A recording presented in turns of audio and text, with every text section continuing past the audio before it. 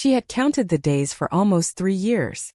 Every late-night video call, every missed family event, every extra shift in a nursing home in Chicago had been for one reason. She wanted to come home for good. But when Aisha unlocked the front door of the house she had built with her husband, she froze. A little girl's pink shoes sat neatly beside the entrance. Laughter echoed from the living room. Then a woman she had never seen before walked out of the kitchen carrying 2 cups of tea. For a few seconds nobody spoke. The woman looked just as surprised as Aisha. Then she smiled politely. "I'm sorry. Are you looking for someone?" Aisha stared at her wedding photos that still hung on the wall behind the stranger. "I live here," she finally said. The woman's smile slowly disappeared. Aisha's husband, Cameron, walked into the hallway carrying grocery bags. The bags slipped from his hands the moment he saw her. "You weren't supposed to come until next week." Those words hurt more than anything else. Not "I missed you." Not "you're home." Just surprise. Aisha looked from Cameron to the woman, and then to the little girl peeking around the corner. Without another word, she picked up her suitcase and walked back outside. She spent that night at her older sister Sanaa's apartment. Sanaa wanted answers, but Aisha barely spoke. She kept replaying the image of another woman standing comfortably in her kitchen. 3 years earlier, life had looked completely different. Aisha and Cameron had married for love. They weren't rich, but they laughed often and dreamed together. When Cameron's small printing business struggled, debt piled up faster than they could handle. One evening, Aisha had made a difficult decision. "I can take a nursing contract in the United States," she told him. Cameron immediately refused. "I don't want money if it means losing you." "We're already losing everything," she answered quietly. "Just give us 3 years." After weeks of discussions, they agreed. Cameron promised to take care of the house while she worked abroad. Aisha promised to return as soon as their loans were paid. The first year was the hardest. She worked 12-hour shifts. She missed birthdays. She missed anniversaries. Sometimes she cried alone after exhausting days because the time difference made it impossible to call home. Cameron always sounded supportive. "Don't worry about us," he would say. "Just stay safe." He never asked her to send more money. She sent it anyway. Every month. Almost every dollar she earned after paying her own expenses went back home. Near the end of her second year, the calls became shorter. Cameron often claimed he was busy. Sometimes he forgot to answer. Sometimes he called back hours later. Aisha noticed the distance, but she blamed life. People got tired. Businesses demanded attention. She trusted him. Trust had never been difficult for her. Back in the present, sleep never came that first night. The next morning, Aisha returned to the house. This time Cameron waited outside. "You should have called before coming." She looked at him in disbelief. "So you could prepare?" He rubbed his forehead. "It's not what you think." "Then explain." He hesitated. "The woman is Nadia. And she's been staying here. I noticed. She had nowhere else to go." Aisha laughed bitterly. "So naturally she moved into my home? It's temporary. With her child." He looked away. That silence answered more than words ever could. Aisha walked past him into the backyard. The mango tree they had planted together was much taller now. She touched its trunk while trying not to cry. Cameron finally spoke. "Please, just let me explain everything." "I'm listening." "Nadia is the widow of my cousin." Aisha turned slowly. "My cousin died in an accident almost 2 years ago. His family blamed her and refused to keep her. She had nowhere to go." Aisha said nothing. "I couldn't leave her and her daughter on the street. You could have told me." "I wanted to. But I knew how it would look." She stared at him. "It looks exactly like you hid another family from your wife." He had no answer. That afternoon, Aisha met Nadia for the first time without the shock. Nadia looked uncomfortable from the moment she entered the room. "I should leave," she whispered. Aisha surprised herself. "No. Sit." For several minutes neither woman spoke. Finally Nadia broke the silence. "I never wanted your place." Aisha folded her arms. "Then why are you here?" "Because I had nowhere else." She explained everything. Her husband had died. His relatives had taken the land. She had been left with nothing except her 5-year-old daughter Miriam. Cameron had offered one spare room until she found work. It was supposed to be for 1 month, Nadia said. It became almost 2 years. She lowered her eyes in shame. Aisha listened carefully. The story sounded believable. Yet one question remained. Why didn't either of you tell me? Nadia answered before Cameron could. Because I begged him not to. Aisha frowned. I was afraid you would think exactly what you thought yesterday. That answer somehow made everything even more painful. The truth had been hidden to protect everyone except the one person who deserved it. Days passed. Aisha rented a small apartment nearby instead of moving back home. She needed space. Cameron respected that decision. He called often, but she rarely answered.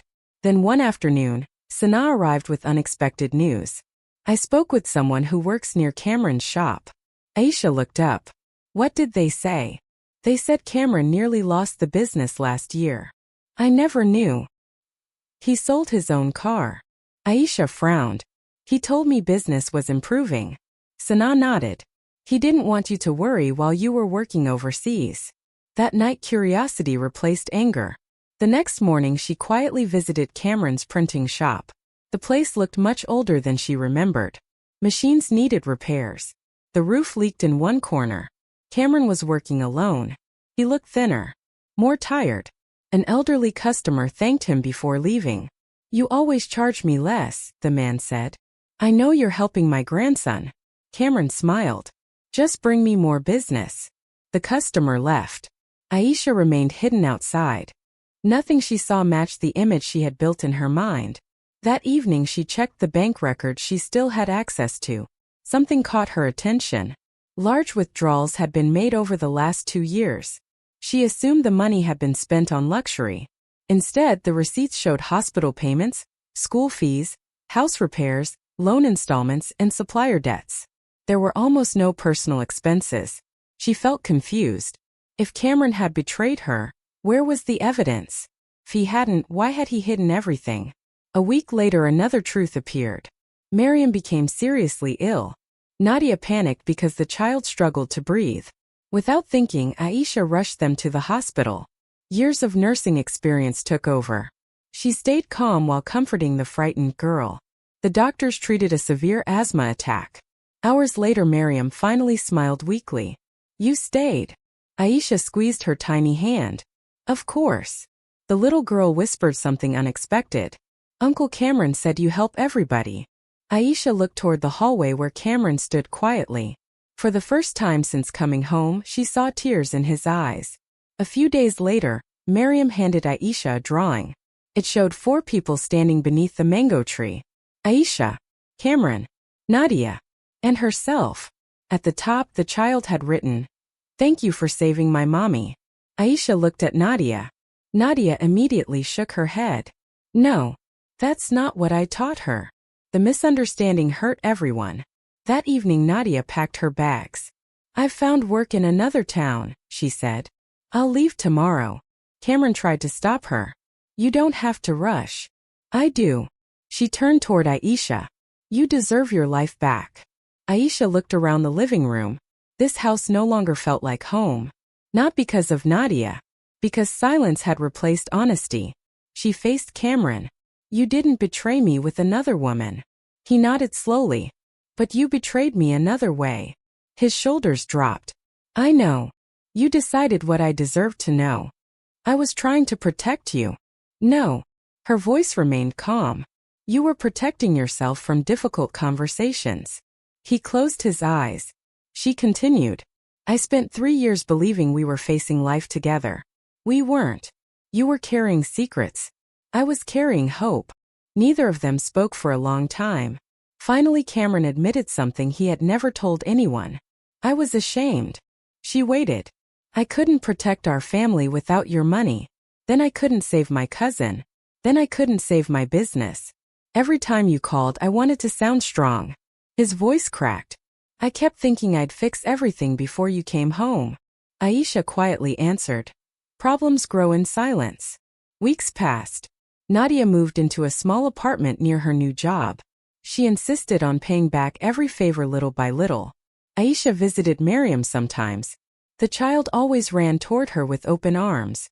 Cameron never pressured Aisha to return home. Instead, he focused on rebuilding trust one action at a time. He shared every business decision, every expense, every worry. Sometimes they met only to drink tea and talk. Sometimes they argued. Sometimes they laughed like they once had. Nothing happened quickly. One rainy evening several months later, Cameron stood beneath the mango tree while Aisha watered the flowers. "I don't expect forgiveness today," he said. "I know. I only want the chance to become someone you can trust again." She looked at the tree they had planted years earlier. It had survived storms because its roots had grown deeper, not because the weather had stayed kind.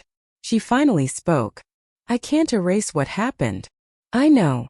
But I also can't ignore everything that happened after." He waited.